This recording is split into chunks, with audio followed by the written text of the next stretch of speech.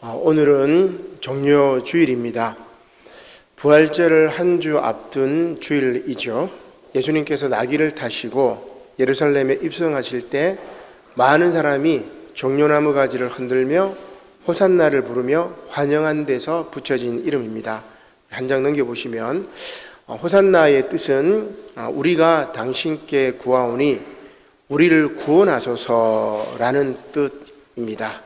여기 그림에 보면 이제 종려나무 가지, 또 예수님께서 입성하시는 모습이 보이는데, 이렇게 기쁨과 승리, 구원의 희망을 나타내는 말이 바로 호산나이고 종려주일이라고 할 수 있습니다. 종려나무 역시 그 꽃말은 승리입니다. 구원자요 왕으로 오시는 예수님의 승리를 기뻐 환영하는 것입니다. 자, 그런데 오늘 이제 종료주일이 지나고 내일 월요일부터 한 주간 동안 곧 부활절 전날까지를 우리는 뭐라고 부르냐면은 고난주간이라고 부릅니다. 구원과 승리의 날 이후 고난의 날들이 이어지는 것입니다. 이때까지는 저는 이걸 깊이 생각을 못했습니다. 그냥 종료주일 지나서 고난주간, 그 다음에 부활주일 이렇게 생각을 했었는데, 가만히 생각하니까 종료주일날 승리의 날인데, 승리가 끝난 다음에 기쁨과 축제가 있어야 되는데, 바로 부활절이 이어져야 되는데, 오히려 고난주간이 한 주간이 있는 거예요. 그래서 왜 이럴까 이런 고민을 많이 했었는데, 예수님의 예루살렘 입성 환영 이후에 사람들의 배신과 부인 그리고 고난이 이어지기 때문에 참 이 종료주일과 고난주간은 역설적인 주간이다, 이런 생각이 들었습니다. 참으로 기가 막히다, 그렇게 볼 수가 있습니다. 특별히 이제 이번 주일이 여러분 달력에 보면은 우리 교단에서 이렇게 기념주일을 제정한 것들이 달력에 이렇게 있습니다. 주일 밑에 보면 이렇게 있고, 또 우리 주보에도 보면은 제가 뭐 사순절 몇째 주일, 뭐 종료주일 이렇게 하면 그 밑에다가 이렇게 기념주일을 써놓는데, 그 기념주일은 그것을 기념하며 지키는 주일입니다. 이번 주일은 뭡니까? 제주 4.3 기념주일입니다.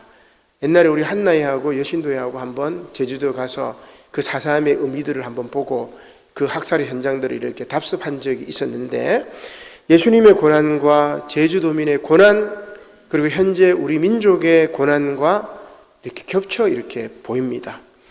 그러나 이 고난은 고난으로 끝나지 않고 마침내 영광된 부활의 아침으로 이어질 것입니다.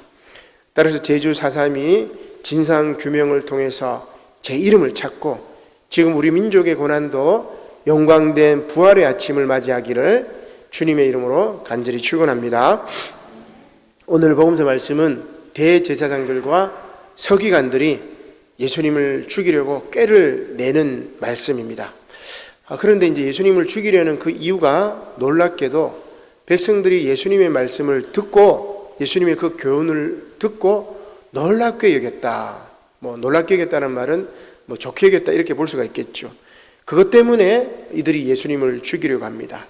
따라서 기도하는 집인 성전을 강도의 소굴로 만든 대제사장과 서기관들은 자신들의 기득권을 지키기 위해서 예수님을 제거하려고 한 것입니다. 이렇게 예수님의 교훈은 또한 십자가의 도는 멸망하는 자들에게는 미련한 것이 됩니다. 따라서 사도 바울은 고린도 교회 교인들에게 오늘 서신서 말씀에서 그렇게 이야기를 하죠. 하나님께서는 지혜 있는 자들의 지혜를 멸하고 총명한 자들의 총명을 피할 것이다, 이렇게 선언을 하게 됩니다.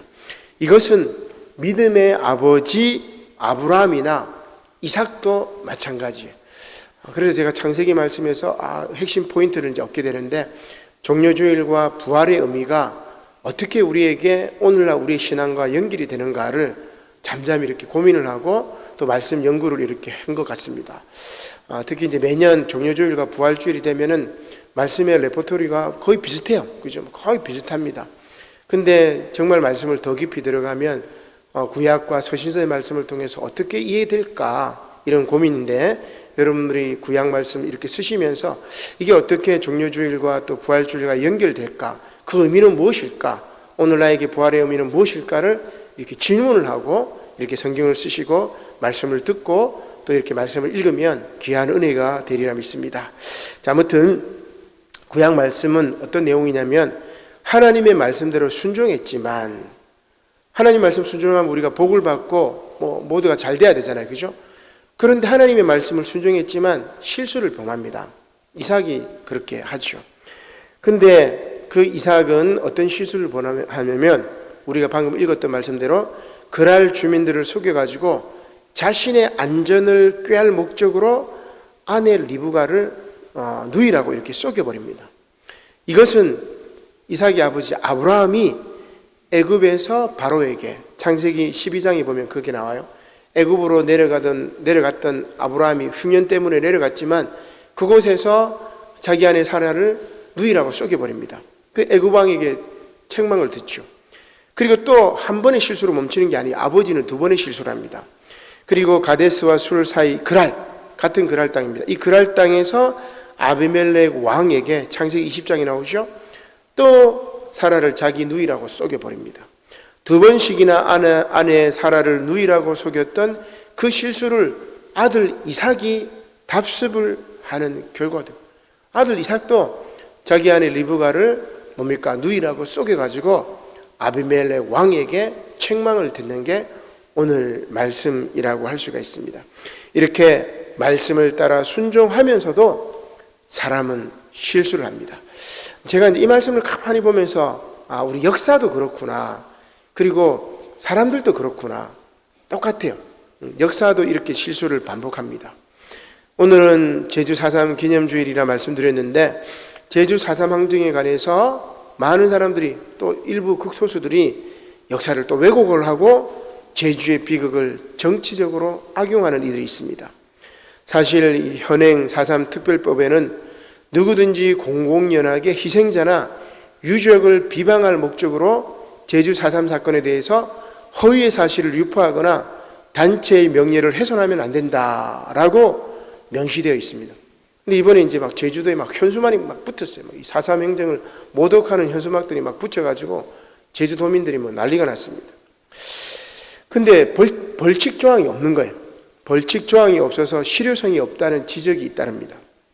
결국 일부 극우 인사나 유튜버들이 4.3을 비방하거나 폄훼, 또 사실을 호도하는 등 4.3 흔들기가 끊어지지 않고 있습니다.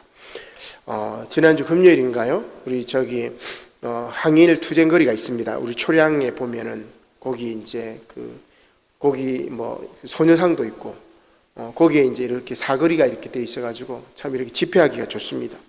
거기 우리 부산 기독교 이제 시국 기도회에서 기도회를 열었어요. 저녁 한 7시에 나라와 민족을 위해서 기도회 하는데 거기에 이제 우리가 한참 기도회하고 예배드리고 있는데 누가 나왔냐면은 아마 이 유튜버인 것 같아요. 카메라 이렇게 탁 들이대고 와가지고 하는 말이 김대중 빨갱이 그거 외치고 있는 거예요. 우리 기도회 하고 있는데. 그래 이제 경찰들이 우리를 보호해주면서 얘를 자꾸 이렇게 밀더라고. 이제 방해하지 말라고, 기도하는 거 방해하지 말라고 이렇게 하는데 얘는 계속 김대중 빨갱이, 문재인 빨갱이, 이렇게 외치는 거예요. 근데 그 젊은 친구인데 왜 저러는가 보니까 그렇게 하면 돈을 벌어요. 그렇게 하면 유튜브에 공연을 하게 되면은 그 김대중이 빨갱이라고 생각하는 사람들이 많이 있어요, 그죠? 문재인이 빨갱이라고 생각하는 사람이 몇 명 있습니다. 그러니까 얘는 그렇게 하는 사람들을 보여주고 내가 이 기도에 가가지고 내가 지금 이걸 외친다 이렇게 얘기를 하는 거예요. 그러니까 얘한테는 유튜브에서 돈이 막 벌리니까 그렇게 아마 걔는 그렇게 생각하지 않을 거예요. 근데 돈을 벌기 위해서 그렇게 해요. 지금 이제 극우 유튜버들이 돈을 벌기 위해서 극단적인 거짓말들을 펼치고 있어요. 근데 우리 교인들 중에도, 또 우리 한국 교회 교인들 중에도 일부분들이 거기 몰려 빠져 있어요. 목사님들도 마찬가지. 목사님들도 마찬가지고, 참 그래서 우리 CBS도 마찬가지고, YMCA, YWCA 이렇게 부산 지역의 목회자들 그룹에서도 보면은 그게 이렇게 주류입니다. 그래서 제가 그 안에 공동체에 딱 들어가가지고 할 말을 꼭 해요.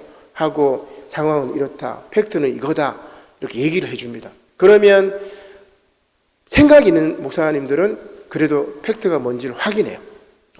이렇게 하고 확인해보고 목사님 말이 맞구나, 맞습니다 하면서 이 시각이 조정이 되는데, 그렇지 않는 목사님들은 돈 벌기 위해서는 어쩔 수 없이 계속 그쪽으로 가.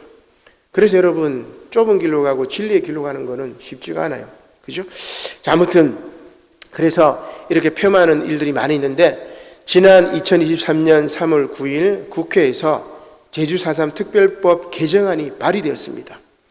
이 개정안은 어떻게 되어 있냐면 제주 4.3을 악의적으로 왜곡하거나 헐뜯으면 5년 이하 징역 또는 5천만 원 이하 벌금에 처하도록 한다. 이러한 벌칙 규정을 담았습니다. 그런데 이렇게 벌칙 규정이 생긴다고 역사를 흔들려는 세력들이 그저 가만히 있을까요? 돈이 되는데 가만히 있겠습니까? 현수막단은 제주 4.3을 모독하는 현수막단은 그 비용보다 더 많은 돈을 버는데 이 사람들이 가만히 있겠어요? 그렇지 않습니다. 더 놀라운 것은 70여 년 전 제주가 아니라 제주 4.3은 여러분 대한민국이 설립되기 이전의 일입니다. 여러분 우리 대한민국이 설립된 다음에 제주 4.3이 있었던 거 아니에요. 미군정 치하에서 벌어졌던 일입니다. 여러분 역사를 지금 잘 모르니까 그렇게 하는데 미군정 치하에 제주 4.3 일이 벌어졌죠. 그런데 대한민국이 건국이 되고 대한민국이 대한민국 그 치하에서 40년 전에 무슨 일이 벌어졌죠? 40년 전에 광주 5.18도 광주 민주화 운동이 아니라 폭도 혹은 간첩의 소행이라고 주장하는 이들이라는 거예요. 국회의원도 마찬가지고. 왜 역사가 이렇게 되었을까? 그죠? 이러한 이야기들이 계속 들립니다. 왜냐하면 그런 말을 하면은 돈이 되기 때문에. 그런 말을 지지하는 사람들이 또 도와주고 그런 말을 하는 사람들이 돈이 되기 때문에 그렇습니다. 한번 넘겨볼까요? 화면에 제가 가져왔는지 모르겠어요. 지난 놀랍게도 광주 학살의 주범이었던 전두환의 손자가 전우원이죠. 전우원. 이 친구가 인스타그램과 유튜브를 통해서 전두환 씨 일가가 은닉한 재산으로 호화 생활을 하고 있고 범죄를 저지르고 있다고 폭로하면서 5.18로 희생당한 분들에게 사죄한다고 했습니다. 물론 이 친구가 마약을 하고 막 이렇게 해가지고 언론에서는 이제 마약회가 이상한 소리 한다는 식으로 이렇게 조정하려고 했었고, 결국은 이 친구가 이제 자수하고 잡혀갔다가 그 다음에 나온 다음에 강주로 가서 사과를 하겠다고 했습니다. 그때 이제 유가족들 피해를 입었던 그 아주머니 할머니죠. 끌어안으면서 이렇게 울고 그랬던 것인데, 진정한 이 피해자에게 학살자가 사과를 해야 됩니다. 그죠? 전두환이는 아직 지금 사과도 하지 않고 있죠. 그러면서 우리 국민들의 돈을 가지고 배불리 먹고 있는 겁니다. 역사를 바로 제대로 세우지 못하니까 그 손자가 마약까지 했던 이상한 놈이긴 하지만, 그러나 그래도 뭐가 잘못이고 뭐가 잘된 건지는, 뭐가 옳은 건지는 이 친구는 알았던 것 같아요. 이후에 한국에 입국해서 저 같은 죄인이 한국에 와서 사죄할 기회를 주심에 감사드립니다. 수사에 최대한 협조해서 빨리 5.18 유가족과 피해자분들께 사과드리고 싶습니다. 이런 이야기를 했던 겁니다. 자, 이렇게 역사를 바로 세우지 못하면 계속해서 실수를 반복하는 겁니다. 왜 제가 아브라함 이상 이야기를 하겠어요? 아브라함은 2번이나 실수를 해요. 아버지가 2번이나 실수를 한 거 똑같은 실수를 아들이 지금 하는 거예요. 지금 우리 민족이 이 실수를 계속해서 반복하는 거예요. 이삭처럼 아버지의 실수를 다시 반복하게 되는 거죠. 역사를 바로 세우지 못하면, 아이들에게 제대로 교육시키지 못하면, 신앙적인 교육도 마찬가지입니다. 제대로 교육시키지 못하면 내가 범했던 실수를, 내가 범했던 실패를 우리 아이들이 똑같이 반복하고 우리 후손들이 똑같은 실수를 반복하고 발전이 없는 것입니다. 결국 예수님은 뭐예요? 구원과 승리를 종료주일 날 우리에게 주셨지만 우리는 그 구원과 승리를 받지 못하고 어떻게 해요? 배신과 부인으로 받아들입니다. 예수님을 고난의 그 소굴로 집어 던져서 마침내 십자가의 못을 박았던 것입니다. 어리석은 잘못을 범했던 것입니다. 오늘 말씀 복음서부터 보겠습니다. 마가복음 11장 15절 말씀입니다. 그들이 예루살렘에 들어가니라 예수께서 성전에 들어가사 성전 안에서 매매하는 자들을 내쫓으시며 돈 바꾸는 자들의 상과 비둘기 파는 자들의 의자를 둘러 엎으시며 아무나 물건을 가지고 성전 안으로 지나다님을 허락하지 아니하시고 이에 가르쳐 이르시되 기록된 바 내 집은 만민이 기도하는 집이라 칭함을 받으리라 하지 아니하였느냐. 너희는 강도의 소굴을 만들었도다. 그렇게 외칩니다. 여러분 잘 아시다시피 유대교는 성전 중심 종교입니다. 성전에서 제사장들이 백성의 죄를 성결하게 하고 죄사함을 선포합니다. 이것은 모세에게 주신 하나님의 말씀이지요. 따라서 당시 유대인들은 종교 지도자들 뿐만 아니라 일반 백성들까지도 성전 체계를 통해서 성전 체제를 통해서 삶을 영위했습니다. 각종 제사와 절개 행사를 통해서 이들이 성전 체제를 통해서 벌어들이는 수입이 엄청났습니다. 따라서 성전에는 매매하는 자들이 늘 상주하고 있었던 것입니다. 자, 그런데 예수님께서 예루살렘에 입성하셔서 뭐라고 하셨습니까? 이 매매하는 자들을 막 다 내쫓죠. 여기 이 그림에 보면은 예수님 손에 보면은 채찍이 있습니다. 근데 그 채찍 위에 비둘기가 있으니까 이게 거룩한 분노구나. 저는 그걸 깨달았어요. 여러분 거룩한 분노는 바로 이겁니다. 하나님을 위해서 막 이 채찍질을 드는 것이 거룩한 분노고 내 이익을 위해서 분노하는 것은 지금 치졸한 분노죠. 예수님은 하나님의 성전을 거룩하게 하기 위해서 채찍질을 들었던 거예요. 거기에 성령이 함께 하시는 겁니다. 이 거룩한 분노라는 이야기죠. 자, 이렇게 예수님께서는 성전을 중심으로 이루어지는 모든 부패한 기득권들을 완전히 폐기하시고 새로운 성전 시대를 여셨던 것입니다. 결국 예수님께서 새로운 성전의 모퉁이 돌이 되신 것입니다. 자, 그러나 종교 지도자들, 종교 기득권 세력들, 그죠? 오늘날도 마찬가지입니다.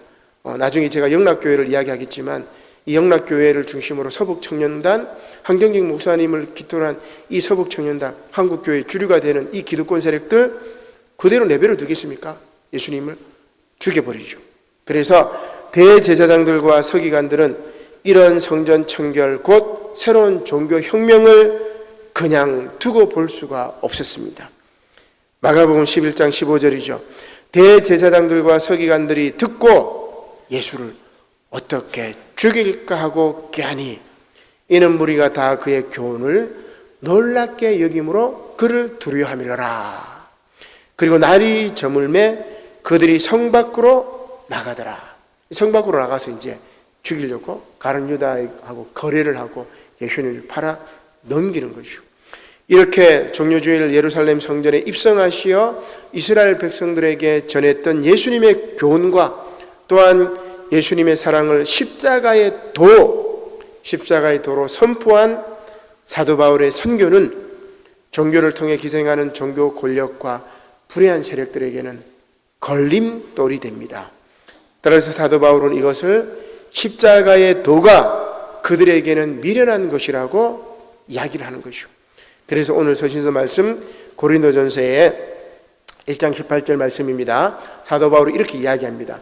십자가의 도가 멸망하는 자들에게는 미련한 것이요 구원을 받는 우리에게는 하나님의 능력이라. 그죠? 기록된 바 내가 지혜 있는 자들의 지혜를 멸하고 총명한 자들의 총명을 폐하리라 하였으니 지혜 있는 자가 어디 있느냐? 선비가 어디 있느냐? 이 세대의 변론가가 어디 있느냐? 하나님께서 이 세상의 지혜를 미련하게 하신 것이 아니냐 이렇게 외치고 있습니다. 그럼 왜 바울이 이런 말을 했을까? 배경을 한번 보겠습니다. 그 당시 고린도 교회 성도들의 모습을 봐야 돼요. 그래서 그 모습 속에서 바울이 편지를 쓴 거 아니겠습니까? 그것은 바로 오늘 우리들의 모습이기도 합니다. 여러분 고린도전서를 이렇게 읽다 보면은 나중에 고린도전서 13장 나오죠. 사랑장으로 유명합니다. 왜 사랑장이 유명합니까? 왜 사랑장이 나오겠습니까? 고린도 교회 사랑이 없으니까 사랑은 이런 거라고 이야기합니다. 고린도전서 14장에 보면 유명한 은사장이 나와요. 왜 바울이 은사장을 썼을까요? 왜 이 말씀이 나올까요? 바로 은사를 사용하면서 교회의 덕을 세워야 하는데 오히려 자신들을 드러내면서 교회를 혼란스럽게 한 이들 때문에 바울이 참된 사랑, 참된 은사에 관해서 고린도 교회에 편지를 썼던 것입니다. 그러한 고린도 교회 교인들의 문제에 관해서 바울이 해답을 주었던 것입니다. 이것은 고린도 교회 교인들이 자신의 지식을 자랑하며 입술로만 하나님을 경배했다는 그런 문제를 지적하는 것입니다. 이들은 교회 안에서 서로 당을 짓고 분열했으며 헐뜯었습니다. 오늘 본문 말씀을 보면 자신들 스스로 지혜롭다고 생각했고 자기들이 선비, 그죠? 이제 서기관을 말합니다. 그 다음에 변론가, 변증가. 그 당시 그리스 로마 시대에는 변증가들이 굉장히 법률가인데 굉장히 이제 뛰어난 사람들이었죠. 대접을 받았습니다. 자기들이 선비나 변증가다, 우리가 법률가다, 우리가 법을 많이 알아, 우리가 변증할 때 똑똑하게 말 잘해, 논리적으로 말 잘해, 이렇게 해서 최상의 대접을 받았는데 그런 식으로 자랑을 하는 거예요. 바울이 뭐라고 얘기합니까? 너희들은 이 세상에 속하였다. 3번이나 그렇게 강조하면서 그러한 것들을 하나님께서 피하신다, 이렇게 이야기합니다. 그렇습니다. 십자가의 도가 이렇게 멸하고 패망하는 자들에게는 미련한 것이지만 자기 똑똑하다고 얘기를 하는 이 선비들과 서기관들과 그리고 변론가들, 법률가들에게는 미련한 것이지만, 십자가의 도가 미련한 것이지만, 세상 똑똑하다고 생각하는 사람들에게는 미련한 것이지만 구원받은 자들에게는 하나님의 능력이 될 것이다 하고 사도 바울이 이야기합니다. 결국 사도 바울은 하나님께서 전도에 미련한 것으로 믿는 자들을 구원한다고 말하고 있는 겁니다. 여러분, 정말 말씀 제대로 알아야 됩니다. 같은 말씀을 선포하지만 180도 달라요. 그죠? 같은 말씀을 전하지만은 의미가 180도로 다르고 이상한 말씀으로 이렇게 전할 때가 많이 있습니다. 저도 때로는 이 말씀을 전할 때 이게 잘못 전하는 것은 아닌가 고민하고 기도하고, 특히 낮예배 말씀은 제가 뭐 일주일 내내 고민하고 이렇게 준비를 하고 있는데 정말 최선을 다합니다. 내가 전하는 말씀이 정말 역사의식에 있어 혹은 하나님 말씀의 기준에 있어서 교리적으로나 신앙적으로 신학적으로 잘못 전하지는 않을까 늘 끊임없이 고민해. 그러면서 계속 이렇게 훈련을 쌓다 보니까 나름대로 방향은 제가 잘 잡았던 것 같아요. 방향은 내가 옳은 길로 가는구나. 그런데 이 옳은 길이 내가 짊어지기에는 너무나 힘들구나 라는 생각을 많이 해봅니다. 왜냐하면 이 말씀은 심령고수를 쪼개기도 하지만 이게 정말 내가 십자가를 져야 되는구나, 내가 불의에 대해서 소리를 쳐야 되는구나, 그렇게 하기엔 내가 겁나는데 그냥 편안하게 살고 싶은데 왜 하나님 말씀은 나를 이렇게 구석으로 내몰아가지고 외치도록 할까, 이런 생각이 들어가지고 때로는 겁이 나기도 하고 그냥 대충 복받아라 하고 그렇게 살아야지, 그런 생각도 많이 드는데, 그러나 말씀을 준비하면서 그런 것들을 참 이렇게 하나님이 치시는 것 같아요. 그래서 십자가의 도가 이렇게 멸하고 패망하는 자들에게는 미련한 것이 되지만 구원받는 자들에게는 하나님의 능력이 되고, 그리고 이것을 하나님께서 전도에 미련한 것으로 믿는 자들을 구원한다고 얘기합니다. 전도는 정말 하나님의 도를 전하는 것, 십자가의 도를 전하는 것은 그 십자가를 짊어지는 길이기 때문에 쉬운 게 아니에요. 그냥 길거리에서 예수 천당, 불신족 그렇게 말한다고 전도가 아니라 내가 예수님처럼 살고 예수님처럼 시대의 아픔에 고난을 당하고 예수님처럼 피 흘리고 예수님처럼 고통을 받을 때 그때 하나님의 이 도가 전해진다는 겁니다. 그것을 깨달은 그 순간 정말 두렵고 떨리는 마음이고, 그러나 그것을 깨달았을 때 이 길이 고난의 길이지만 마침내 영광된 부활의 아침에 참여하는 영광의 길이구나, 그 믿음이 있는 거예요. 그 믿음이 없으면 우리가 신앙생활 제대로 할 수가 없는 거죠. 앞서 제가 제주 4.3에 대한 이야기를 했었는데 화면을 한번 넘겨보도록 하죠. 이 제주 4.3의 배경은 우리가 그때 제주도에 가서 우리 그때 신발도 이렇게 보고 그랬지만 3.1절 기념 제주도 대회가 열렸을 때였습니다. 제주읍에서 제주 북초등학교에서 3.1절 행사가 오후 2시에 끝나자 군중들이 이제 가두시에 나섰습니다. 근데 이 군중들을 쭉 지나가고 있을 때 기마 경찰의 말 발굽에 어린아이가 치여가지고 다쳤습니다. 그러면 말에서 내려가지고 어디 다쳤느니 돌봐야 되잖아요. 근데 기마 경찰이 그냥 가버린 겁니다. 그러자 흥분한 군중들이 뭐예요? 경찰서에 가가지고 막 항의를 한 겁니다. 항의했으면 왜 그랬는지 이유를 물어보고 잘못했다고 하면 되는데 오히려 총을 쏴서 그들을 뭡니까? 죽여버렸던 겁니다. 주민 6명이 희생되었고 결국은 제주도민들 입장에서 어때요? 황당하죠. 아이가 다쳤는데 그냥 가버렸고 항의하러 갔는데 총으로 쏴 죽인 거예요. 이런 황당한 사건이 제주 4.3의 기폭제라고 이야기를 할 수가 있습니다. 그래서 이제 총 파업이 시작되고 제주 4.3이 시작이 되었던 거죠. 이렇게 제주 4.3이 시작되자 역사적인 내용들은 여러분 기록들을 잘 찾아보시면 돼요. 엉뚱하게 왜곡했던 기사들 말고 역사적으로 정립이 되었던 정확한 팩트를 이렇게 보시면은 이렇게 됩니다. 자, 그러나 우리 교회하고 관련된 이야기를 하고자 합니다. 자, 이때 4.3 사건이 발생되었을 때 서북 청년단들이 이제 제주도에 가게 됩니다. 500여 명의 청년들, 우리 지금으로 치면 교회 청년들입니다. 서북 청년회. 이들이 토벌대로 제주도로 건너가게 됩니다. 이 서북 청년회 본거지가 어디냐면은 예장통합 영락교회입니다. 옛날에는 이제 배단위 교회라고 이야기했어요. 그래서 초창기에 장로교회가 3개가 있습니다. 야고보 교회, 배단위 교회, 또 하나 교회가 있는데 그게 지금 우리 교단의 교회예요. 하나는 경동교회, 그 다음에 또 하나는 서울 성남교회, 그 다음에 하나가 이 영락교회입니다. 그러니까 우리 교단 교회 2개고 통합축 교회 하나. 초창기에는 장로교회가 분열되지 않았기 때문에. 그래서 우리 교단 교회가 2개가, 기장교회가 2개가 있었고 통합축에 한경직 목사님의 영락교회가 이렇게 있고 3개 교회가 이 장로교회 큰 모태교회가 되는 거죠. 그러나 경동교회나 서울 성남교회는 우리 기장에 남아가지고 그래도 역사의식을 가지고 제대로 된 성경을 통해 성경 해석을 통해서 사명을 감당하고 있지만 영락교회는 여러분 어떻게 됐냐면 이쪽에 온 사람들은 대부분 한경도 쪽 서북 청년단이라고 이야기를 하니까 공산당의 이 피해 만행을 피해 가지고 남쪽으로 내려왔던 사람들, 이 사람들이 쭉 이 영락교회로 가는데 황해도 평안남북도 사람들이 이 영락교회로 몰립니다.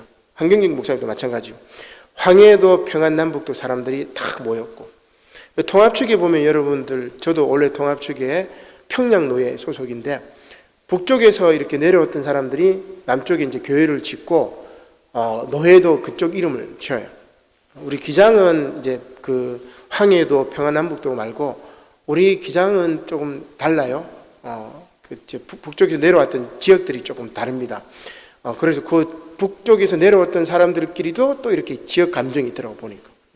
자, 아무튼 이 영락교회에 황해도 쪽이나 평안남북도 사람들이 내려와가지고 이 사람들은 뭘 생각하냐면은 내가 북한에 있을 때, 북쪽에 있었을 때 내 땅을 다 뺏겼어. 그래서 이를 갈고 공산당에서 대해서 완전 치를 떱니다. 이해돼요. 지금도 여러분 서울 쪽 교회를 대형 교회들 이렇게 보면은 북쪽에서 내려왔던 사람들이 남한에 내려와가지고 큰 사업을 일궈요. 큰 사업을 일구고 그 다음에 교회 이제 장로나 이렇게 큰 이제 직분을 맡아가 있는 분들이 딱 주류 세력이에요. 그래가지고 거기에서는 목사님이 저처럼 이렇게 설교 못합니다. 당장 쫓겨납니다. 그러니까 북한에서 내려왔던 분들, 북한 출신들이 남한에 와가지고 막 큰 사업을 일궜는데 우리 아버님이, 우리 할아버님이 그 북쪽에 있는 땅을 뺏겨가지고 지금 여기 내려와가지고 고생하고 있는데 감히 빨갱이 얘기 나오면 좌파 얘기 나오면 막 치를 떱니다. 그런 사람들이 이제 서울의 대형 교회들이 이렇게 다 포진해 있어요. 그러니까 어떻게 보면 역사의 비극이죠.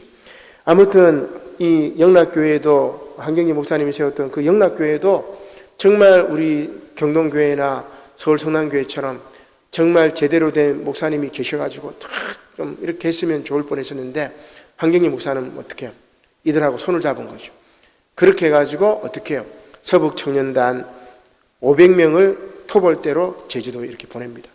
더 기가 막힌 것은 이 한경직 목사님이 뭐를 창립했냐면은 한기총, 우리 이제 이 정강훈 씨 여러분 아실 텐데 한 몇 년 전에 한기총 회장을 했다 그죠? 그래 막 분란이 나고 막 그렇게 했는데 한기총을 창립하는데도 일조를 합니다. 한기총이 왜 만들어졌을까?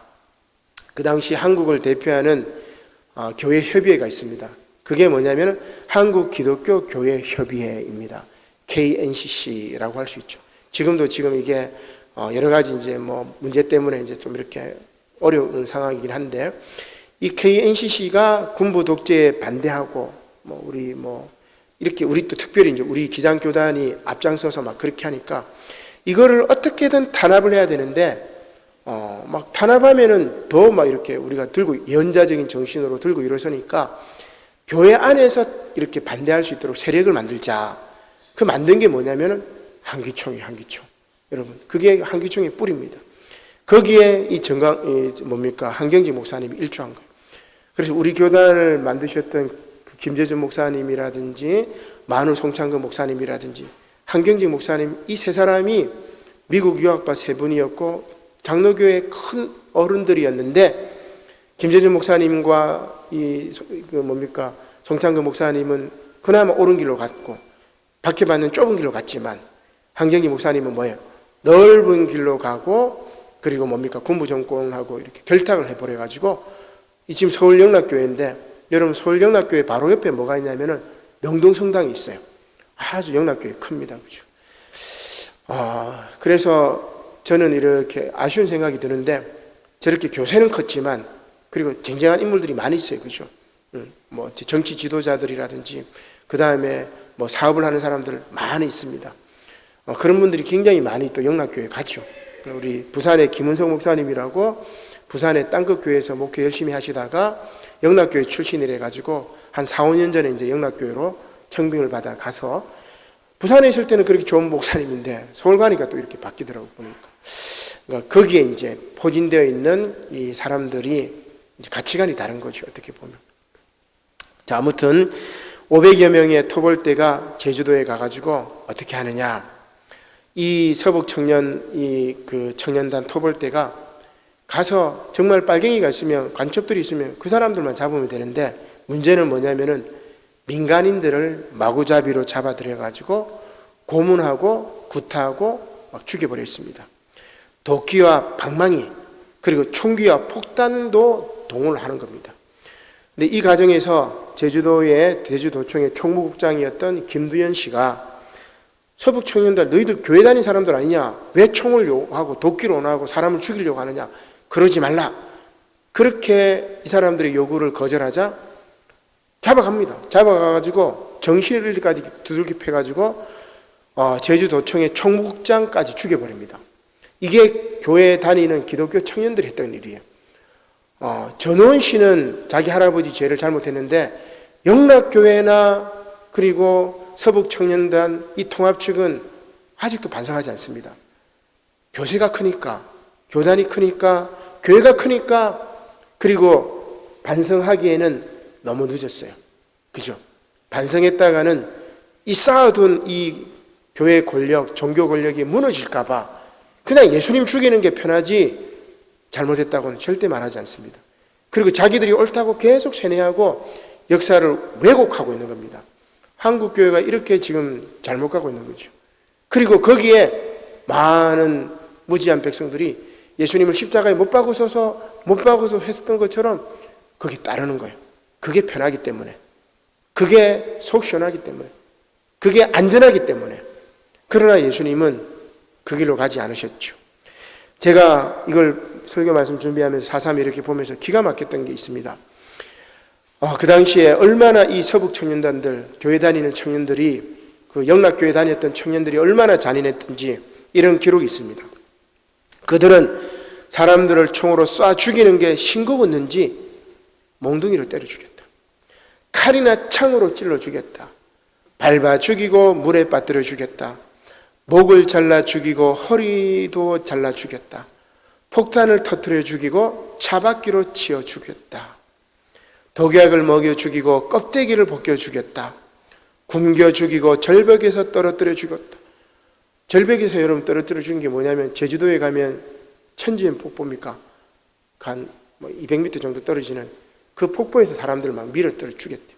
그걸 본 사람이 낙엽이 떨어지듯이 막 떨어졌다, 그렇게 표현하더라고요. 구덩이를 파괴하고 생매장해서 죽였고 나무에 목매달아 죽이고 나무에 묶어놓고 죽였다. 불태워 죽이기도 했다. 굴 입구에 연기를 피워 굴에 피신한 주민들을 질식사시킨 경우도 흔했다. 심지어 아버지와 아들이 서로 뺨을 때리도록 강요했다. 그러다 히히득거리며 총으로 쏴 죽였다. 그 다음 얘기는 제가 원고에는 있지만 하지는 않겠습니다. 너무너무 잔인합니다. 이게 서북 청년단들이고 이게 영락교회 청년들이었고 이게 통합측 교회의 비참한 역사입니다. 아직도 회개하지 않죠. 아직도 잘못했다고 하지 않습니다. 오히려 자기들이 정당했다고 이야기하고 저들은 간첩이라고 이야기합니다. 그 어린아이, 어머니 뱃속에 있는 갓난아이까지 막 칼로 찔러 죽여버렸는데 그들이 무슨 죄가 있겠어요. 그죠? 그래서 제주도의 그 아름다운 광경 그 밑바닥에는 제주도민들의 한이 있습니다. 그래서 옛날에 제주도민들은 육지 사람을 안 믿어요. 왜냐하면 육지 사람들은 건너오면은 제주도를 다 사람들 죽이고 있으니까. 그래서 제주도 사람들은 마음문 여는 게 참 힘듭니다. 육지 사람들이 와서 다 죽이고 갔었으니까. 아름다운 그 제주도의 풍경 밑에 이런 처참한 역사가 있었던 것을 우리가 알 수가 있습니다. 자, 그래서 역사가 바로 세워져야 되는데 40년 전이나 70년 전이나 지금이나 역사가 발전하지 못하고 계속해서 비극을 반복하고 같은 실수를 저질러요. 오늘 말씀에 나오는 이삭과 아브라함이 마찬가지입니다. 한번 넘겨보도록 하겠습니다. 아브라함 때에 이삭이 흉년이 들어가지고 이제 애굽으로 피했을 때도 마찬가지고, 그 다음에 아브라함이 그랄, 여기 보면 그랄 쪽인데 그랄에서 조금만 더 내려가면은 바로 이제 애굽으로 내려가게 됩니다. 그러니까 가나안 땅 제일 남쪽에 있습니다. 이 그랄 땅에서 이삭이 또 아버지가 범했던 실수를 또 똑같이 합니다. 사랑하는 성도 여러분, 사람은 누구나 실수를 범할 수 있습니다. 저는 통합측의 영락교회가, 지금 부산에도 영락교회가 있습니다. 그죠? 실수했으면, 잘못했으면은 잘못했다고 하면 됩니다. 그죠?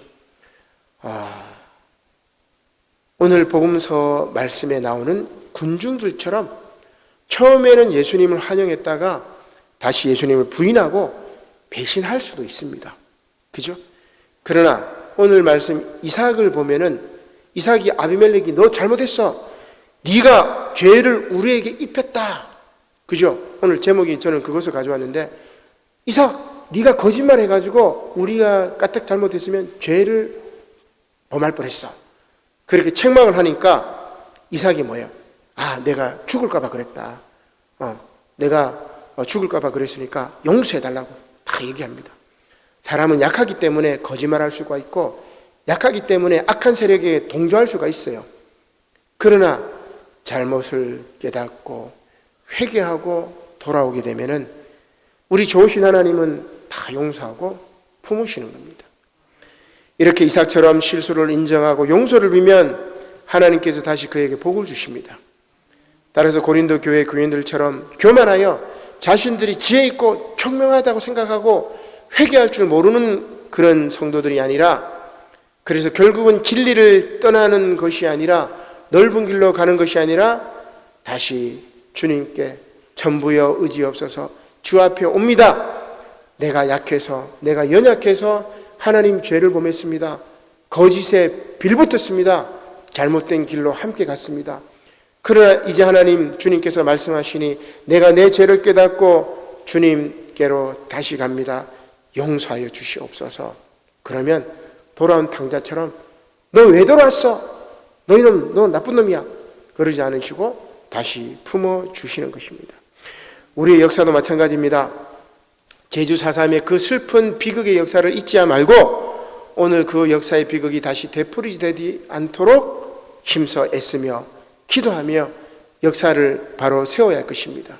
왜냐하면 고난주간이 고난으로만 끝나는 것이 아니라 영광된 부활의 아침으로 끝나기 때문입니다. 이렇게 고난의 끝이 부활의 소망인 것을 깨닫는 저와 여러분들이 되시기를 주님의 이름으로 간절히 축원합니다. 아멘. 기도드리겠습니다. 고마우신 하나님 감사를 드립니다.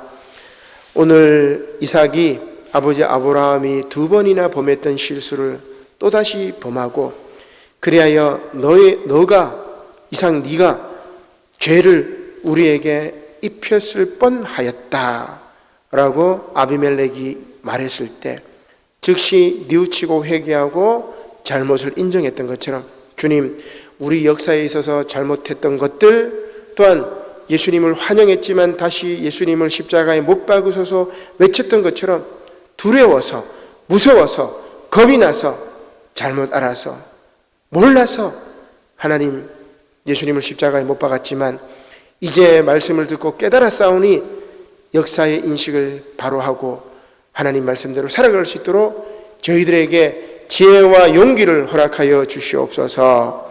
감사를 드리며 예수님의 이름으로 기도드립니다. 아멘.